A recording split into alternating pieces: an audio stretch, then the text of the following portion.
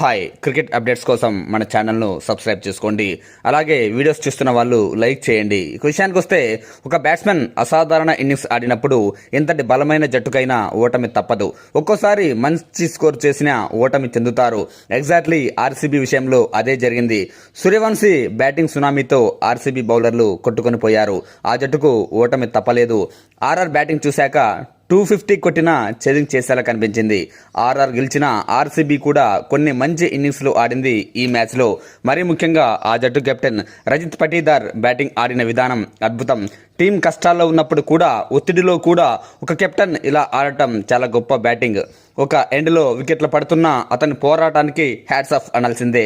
అలాగే గౌహతి లాంటి ట్రిపికల్ పిచ్పై 37 ఏళ్ల విరాట్ కోహ్లీ వరుస ఫోర్లతో చెలరేగడం, 16 బంతుల్లోనే 32 పరుగులతో మరో అగ్రెసివ్ బ్యాటింగ్తో మెరుపులు మెరిపించడం, పటికల్తో కలిసి మంచి పార్ట్నర్షిప్ నిలబెట్టడం, ఆర్సీబీ బ్యాటింగ్ టైంలో భారీ పార్ట్నర్షిప్లు రాకపోవడం మాత్రమే ఆ జట్టు ఓటమికి ఒక కారణమైతే, వైభవ్ సూర్యవంశీ సంచలన బ్యాటింగ్ మరో కారణం.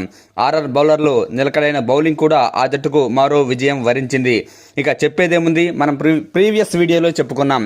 ఫిలిప్ సాల్ట్ ఫామ్లో లేకపోవడం ఈసారి ఆర్సీబీకి పెద్ద సమస్యని. ఎగ్జాక్ట్లీ అదే జరిగింది. ఫస్ట్ బాట్కే డకౌట్ అయిపోయాడు. ఆర్సీబీ ఓటమికి ఇది కూడా చిన్న కారణం కావచ్చు. ఏదేమైనా 11 ఓవర్లకు 94 పరుగులకై 6 వికెట్లు కోల్పోయి కష్టాల్లో ఉన్నప్పుడు కూడా 200 రన్స్ మార్క్ను దాటి ఆర్సీబీ స్కోర్ చేసిందంటే ఆ జట్టు బలానికి ఇదొక ఎగ్జాంపుల్. 4 ఫోర్లు 4 సిక్సర్లతో 63 పరుగులతో కెప్టెన్ పటీదార్ పోరాడితే, వెంకటేష్ అయ్యర్ అతనికి సపోర్ట్గా చివర్లో 19 బంతుల్లోనే 41 పరుగులతో మంచి పార్ట్నర్షిప్ను అందించడం ఆర్సీబీని నిలబెడితే, భువనేశ్వర్ కుమార్తో కలిసి వెంకటేష్ అయ్యర్ చివర్లో మరో మంచి పార్ట్నర్షిప్ ఆర్సీబీకి అందించాడు. దీంతో ఆర్సీబీ 200 రన్స్ను ఈజీగా దాటేసింది. జస్ట్ 8 వికెట్లు కోల్పోయింది కూడా. పవర్ ప్లేలో చెలరేగిన ఆర్సీబీ ఆ తర్వాత మిడిల్ ఓవర్లలో కాస్త స్ట్రగుల్ అయింది, కాస్త స్లోగా బ్యాటింగ్ చేసింది, పరుగులు లేట్గా వచ్చాయి. ఇక డెత్ ఓవర్లలో మళ్ళీ రెచ్చిపోయింది. ఇక ఆర్ఆర్ బ్యాటింగ్, ఆర్సీబీ బౌలింగ్ గురించి మాట్లాడుకుంటే మాటలు లేవు, మాట్లాడుకోవడాలు లేవు అన్నట్టు ఓన్లీ సూర్యవంశీ గురించి మాత్రమే మాట్లాడుకోవాలి. ఫస్ట్ ఓవర్ నుంచే ఆర్సీబీ బౌలర్లకు చుక్కలు చూపించాడు. ఎక్కడా ఆర్సీబీకి అవకాశం ఇవ్వలేదు. ఇవ్వకుండానే మ్యాచ్ను పూర్తి చేశాడు. వన్ సైడెడ్గా మ్యాచ్ను మార్చేశాడు సూర్యవంశీ.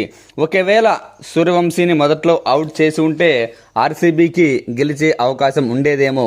కానీ సూర్యవంశీ బ్యాటింగ్ ముందు ఆర్సీబీ బౌలర్లు తేలిపోయారు. ఇంటర్నేషనల్ క్రికెట్లో చాలా ఎక్స్పీరియన్స్ ఉన్న జాష్ హజిల్వుడ్, భువనేశ్వర్ కుమార్ లాంటి బౌలర్లను కూడా ఎక్కడా నిలబెట్టలేదు. వాళ్ళు కూడా సూర్యవంశీ ముందు ఏమాత్రం ఇంపాక్ట్ చూపించలేకపోయారు. అతన్ని అవుట్ చేయడం దేవుడెరుగు, కనీసం అతన్ని కంట్రోల్ చేయలేకపోయారు. Dot balls వేయలేకపోయారు. 6 మంది బౌలింగ్ వేసినా, ప్రయోగాలు చేసినా ఫలితం లేకుండా పోయింది. లేట్గా సూర్యవంశీ అవుట్ అయినా ధ్రువ్ జురెల్ మరో భారీ ఇన్నింగ్స్తో ఆర్సీబీకి చుక్కలు చూపించాడు. 8 ఫోర్లు 3 సిక్సర్లతో 43 బంతుల్లోనే 81 పరుగులు చేసి కన్సిస్టెన్సీ బ్యాటింగ్తో చివరి వరకు నాట్అవుట్గా నిలిచి ఆర్సీబీకి ఈ టోర్నీలో మొదటి ఓటమిని రుచి చూపించాడు. నిజంగా ఈ మ్యాచ్ చూసిన విశ్లేషకులు కావచ్చు, ఎవరైనా కావచ్చు, ఈ మ్యాచ్ ఆర్సీబీ వర్సెస్ ఆర్ఆర్ మ్యాచ్లా కనిపించలేదు. ఆర్సీబీ వర్సెస్ వైభవ్ సూర్యవంశీలా కనిపించింది. అతను మొత్తమే వన్ సైడ్గా మ్యాచ్ను గెలిపించాడు, నిలబెట్టాడు.